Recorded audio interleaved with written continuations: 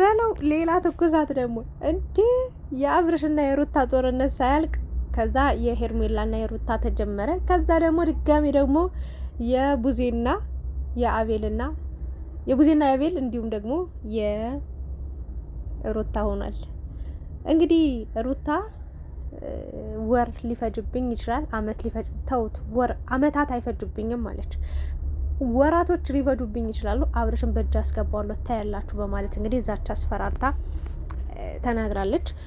ኤፍሬምም የራሱ ወንድም ሩታ ብዙ ነገሮችን እየሰማች ነው፣ ብዙ ነገሮችን እያየች ነው። አብርሽ እያደረገ ያለው ነገር ትክክል ያልሆነ ነገር ነው።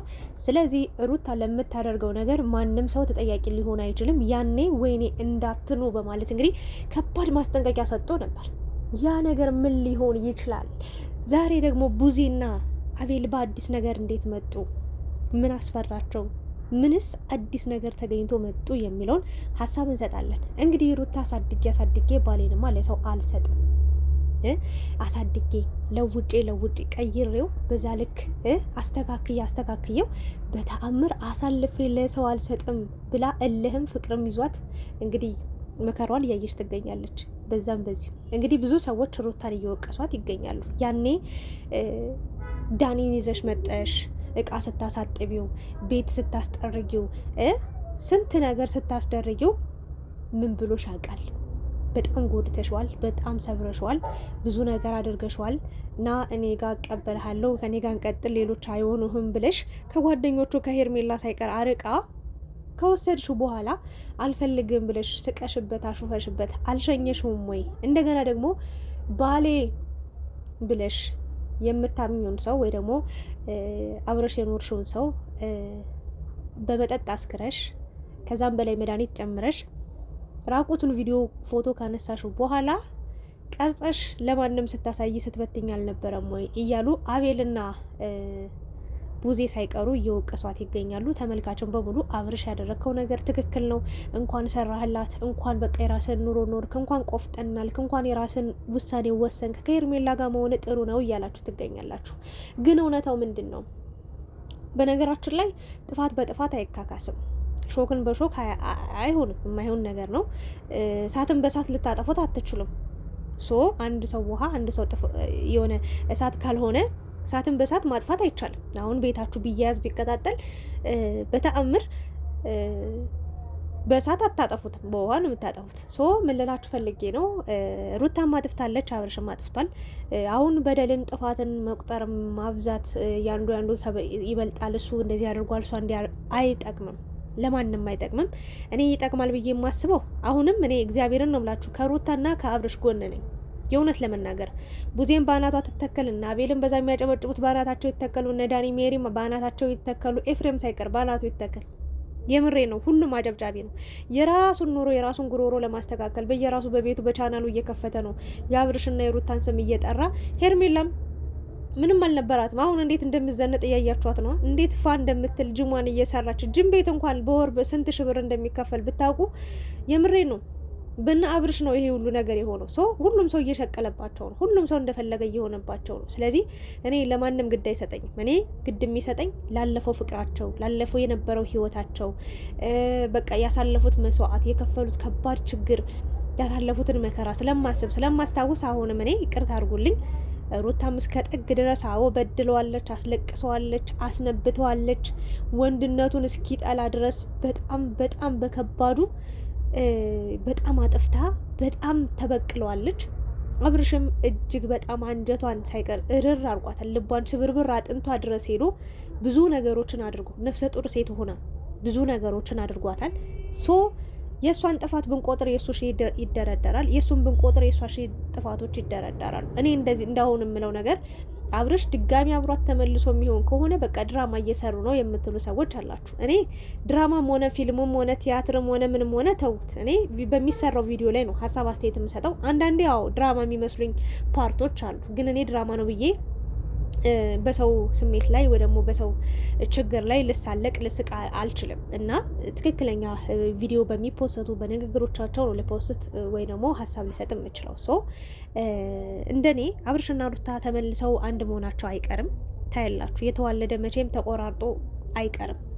የእውነት ለመናገር ማለት ነው። እንዲህ የሚያበጥሩ የሚያራግቡ ቡዜን ጨምሮ ቡዜ አይመለከትሽም። በቃ በጣም ብዙ አወራሽ። የእውነት ለመናገር ወድሻለሁ፣ አከብርሻለሁ። በፊት ያደረግሽላቸውን ነገሮች አሁንም ማረሳም፣ ትናንትም ማረሳውም፣ ለወደፊትም ማረሳም። በጣም መልካም ሴት ነሽ። ግን አሁን መስመር እየሰትሽ ነው፣ መስመር እየዘለልሽ ነው፣ ቀይ መስመር እየነካሽ ነው። አይመለከትሽም። በቃ ወንድሜ ወንድሜ ሆነ አታሽቃብጪ።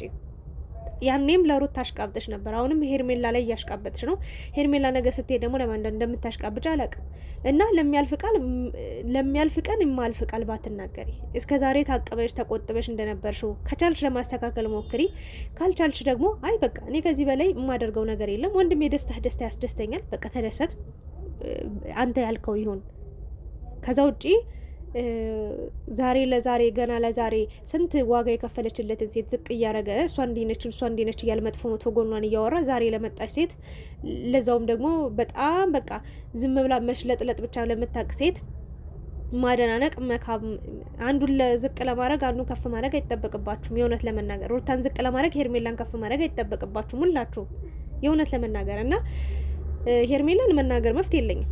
ምክንያቱም በቃ አብርሽ ነው የሄደው። መምጣት ካለበትም አብርሽ ነው መምጣት ያለበት። በቃ በዙሪያቸው ያሉ ሰዎችን ነው እየተቃወምኩ ያለሁት አሁን ላይ። አብርሽ ልቦና እንዲሰጠው፣ ሩታ እንድትረጋጋ፣ ራሷን እንድታስከብር በዙሪያቸው ያሉ በአብርሽም በሩታም ዙሪያ ያሉ ሰዎች ደግሞ ተጠራርገው በቃ ድራሻቸው እንዲጠፋ ነው በቃ መልእክቴን ለማስተላለፍ የምመጣው። እኔ ለሚያልፍ ቀን የማያልፍ ቃል አልናገርም። ታያላችሁ።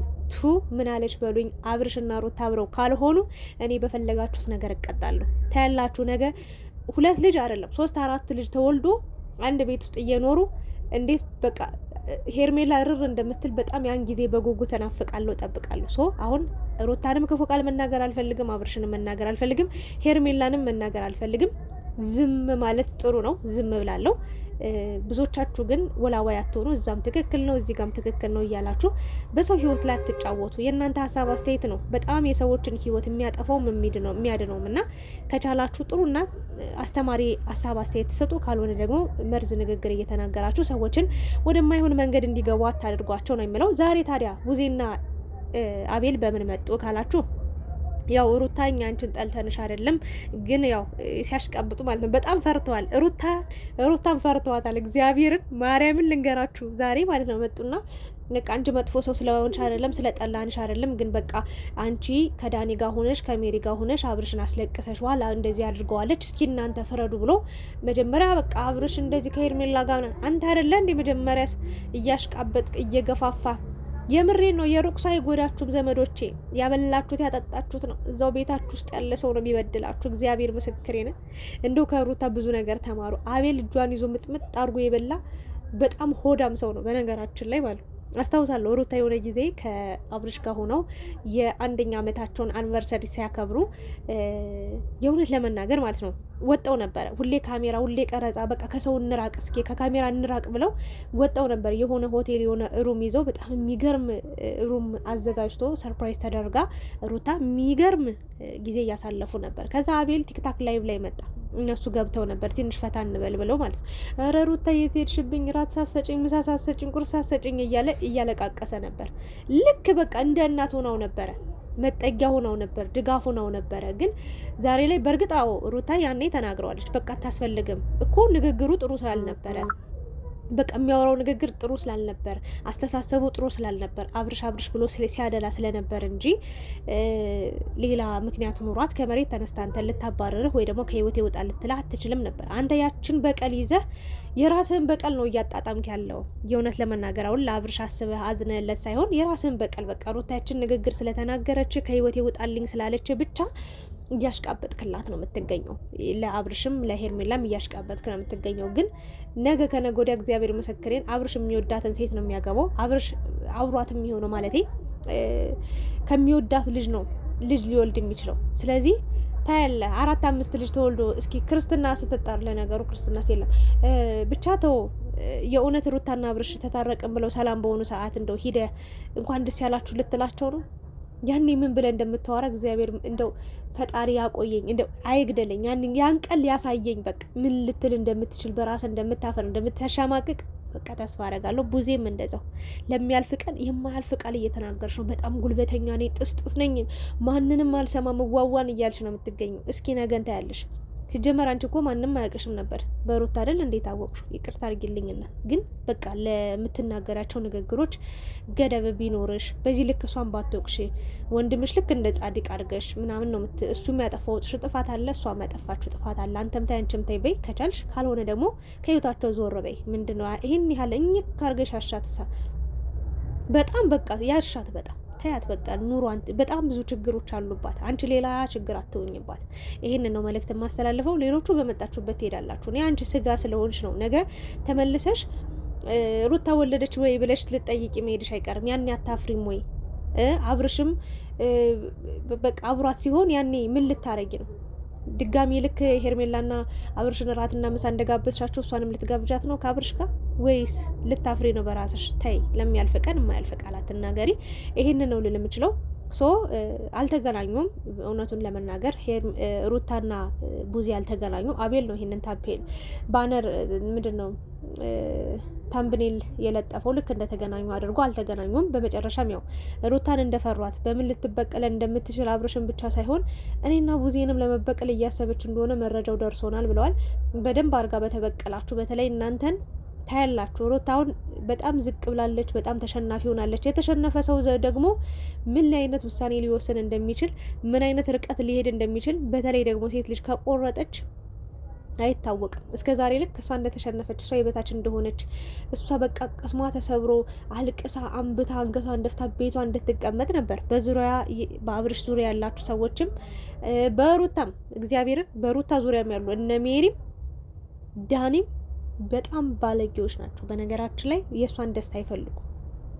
የእውነቴ ነው። ቢፈልጉ ኑሮ በዚህ ልክ እልህ ውስጥ በእርግጥ የሆነ አሸናፊ እንድትሆን የሆነ አብርሽ እንዲያፍር ምናምን ነው ስታይል እያደረጋ፣ ግን ተው፣ እየጎዳችኋት ነው። በራሷ መንገድ ትጓዝ፣ እንደ ሀሳብ በሀሳብ አግዟት። ከዛ ውጭ ግን በዚህ ልክ ርቀት ሄዳችሁ ሄርሜላንም የመናገር መፍት የላችሁም፣ አብርሽንም የመናገር መፍት የላችሁ። ምክንያቱም እናንተ በተናገራችሁ ቁጥር አብርሽ እየባሰበት ነው የሚለው፣ ሄርሜላም እንደዛ። ይህንን ነው ልናገር የምችለው። ሩታ ራሽን አረጋጊ። አብርሽ ደግሞ ከቻልክ በጊዜ ትክክለኛ ውሳኔው ብትወስን የተሻለ ነው።